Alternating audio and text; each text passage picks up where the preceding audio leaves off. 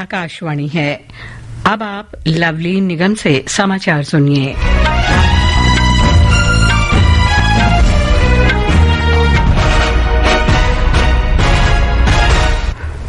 विदेश सचिव विक्रम मिस्री ने कहा है कि पाकिस्तान के साथ कल बनी सहमति का बार बार उल्लंघन हुआ है।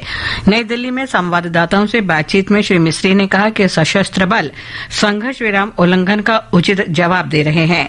भारत इन उल्लंघनों को बहुत गंभीरता से ले रहा है। भारत ने पाकिस्तान से संघर्ष विराम उल्लंघन को समाप्त करने के लिए उचित कदम उठाने तथा स्थिति से गंभीरता और जिम्मेदारी के साथ निपटने का आह्वान किया है।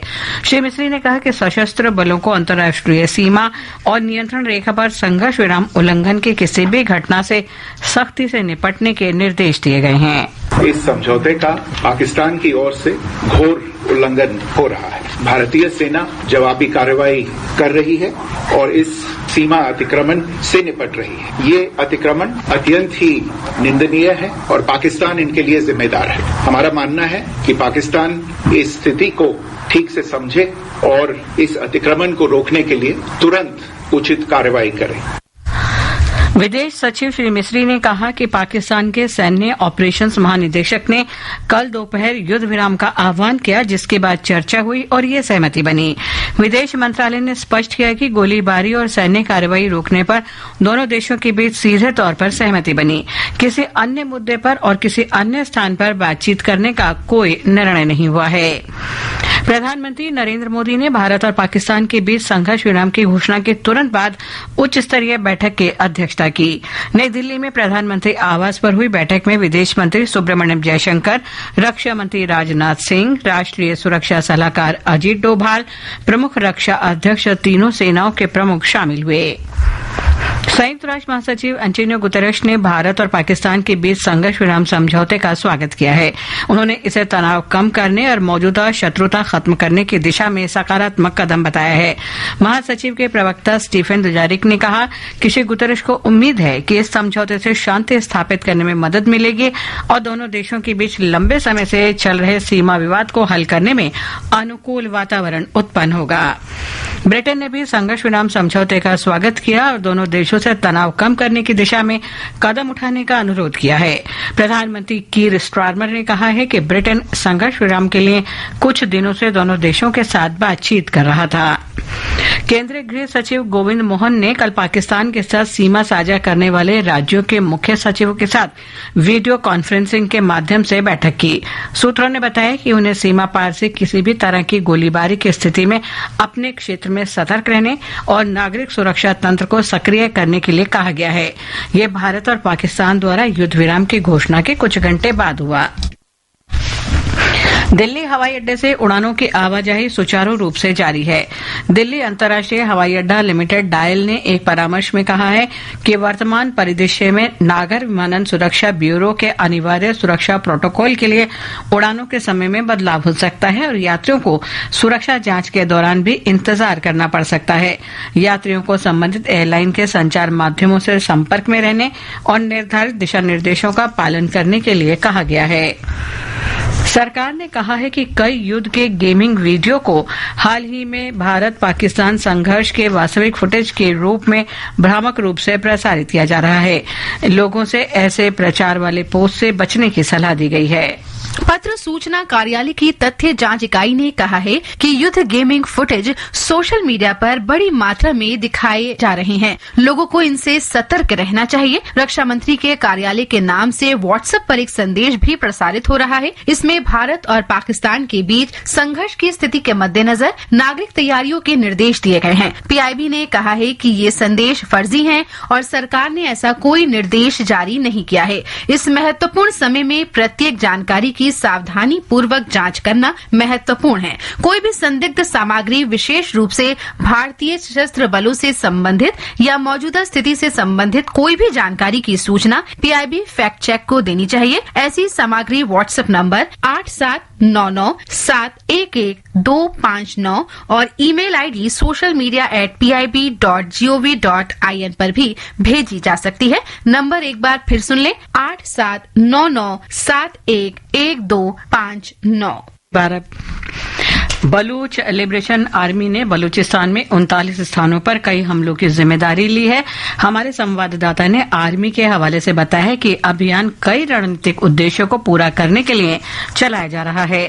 बलूच लिबरेशन आर्मी के प्रवक्ता जियान बलूच ने कहा है कि हमलों में कई ठिकानों को निशाना बनाया गया है। इनमें पुलिस थाने, सैन्य काफिले और प्रमुख राजमार्गों के किनारे ढांचागत केंद्र शामिल हैं। बलूच लिबरेशन आर्मी ने पुलिस थानों पर कब्जा करने और क्षेत्र की प्रमुख सड़कों पर नाकाबंदी करने का भी दावा किया है। बलूच लिबरेशन आर्मी पाकिस्तान के बलूचिस्तान में बलूच लोगों की आजादी के लिए प्रयासरत एक सशस्त्र अलगाववादी गुट है। बलूच लिबरेशन आर्मी ने दावा किया है कि बलूचिस्तान के विशाल प्राकृतिक संसाधनों का स्थानीय आबादी को लाभ पहुंचाए बिना दोहन किया जा रहा है और सरकार बलूच लोगों को उनके अधिकारों और स्वायत्तता से वंचित कर रही है। समाचार कक्ष से मुकेश कुमार।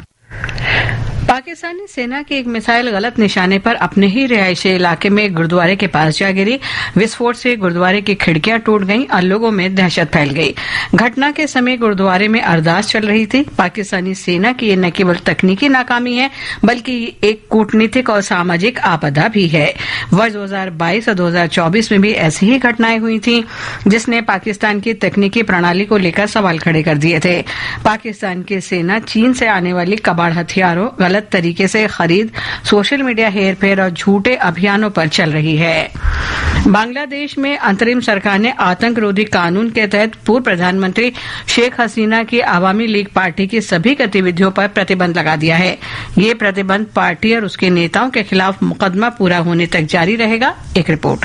सलाहकार परिषद की एक विशेष बैठक के दौरान यह निर्णय लिया गया। बैठक में अंतर्राष्ट्रीय अपराध न्यायाधिकरण अधिनियम में संशोधन को भी मंजूरी दी गई, जिससे राजनीतिक दलों, उसके संबंध संगठनों या समर्थकों के समूह के खिलाफ मुकदमा चलाने की अनुमति दी गई। यह प्रतिबंध गुरुवार रात से शुरू हुए और पूरे ढाका में फैलते विरोध प्रदर्शनों के बीच लगाया गया है। नवल सिंह परमार, आकाशवाणी समाचार, ढाका।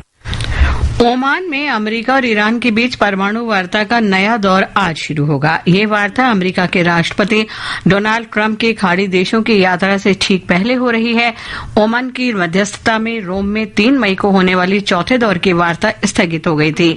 ईरान के विदेश मंत्री अब्बास अरागची ने कहा कि ओमान ने वार्ता के लिए आज की तारीख का प्रस्ताव किया था, जिसे दोनों पक्षों ने स्वीकार कर लिया था। सूडान में रैपिड सपोर्ट फोर्स आरएसएफ के संदिग्ध हमलों में 33 लोगों की मृत्यु हो गई है। अल ओबेद में कल एक कारागार पर हुए हमले में 19 लोग मारे गए। इससे पहले 9 मई को दारफुर में हवाई हमले में एक ही परिवार के 14 सदस्य मारे गए थे। ये हमले 2023 में सैन्य नेतृत्व वाली सरकार के सूडानी सशस्त्र बलों एसएएफ और आरएसएफ के बीच जारी युद्ध का हिस्सा है। इस युद्ध ने देश को 2 भागों में विभाजित कर दिया है, जिसमें सेना उत्तर पूर्व और मध्य भाग को नियंत्रित करती है, जबकि आरएसएफ और उसके सहयोगी पश्चिम में लगभग पूरे दारफुर और दक्षिण के कुछ हिस्सों पर हावी हैं। अमेरिका के राष्ट्रपति डोनाल्ड ट्रंप ने कल स्विट्जरलैंड में चीन के साथ हुई व्यापार वार्ता का स्वागत किया है।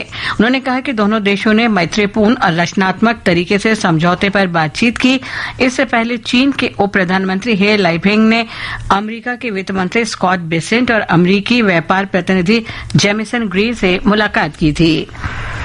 मौसम विभाग ने दक्षिण पश्चिम मानसून के 27 मई को केरल तट पर पहुंचने का अनुमान व्यक्त किया है। सामान्य तिथि से 5 दिन पहले इस मानसून के पहुंचने से खरीफ की बुआई और पैदावार अच्छी होने और जलाशयों का स्तर बढ़ने की उम्मीद है। विभाग ने इस वर्ष मानसून सामान्य से अधिक 105% होने का अनुमान व्यक्त किया है।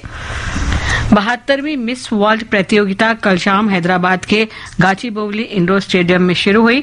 मुख्यमंत्री ए रेवंत रेड्डी ने मिस वर्ल्ड संगठन की अध्यक्ष और मुख्य कार्यकारी अधिकारी यूलिया मॉर्ले और मिस वर्ल्ड क्रिस्टीना प्रिस्कोवा की उपस्थिति में कार्यक्रम की शुरुआत की। मिस वर्ल्ड प्रतियोगिता 31 मई को हैदराबाद में संपन्न होगी।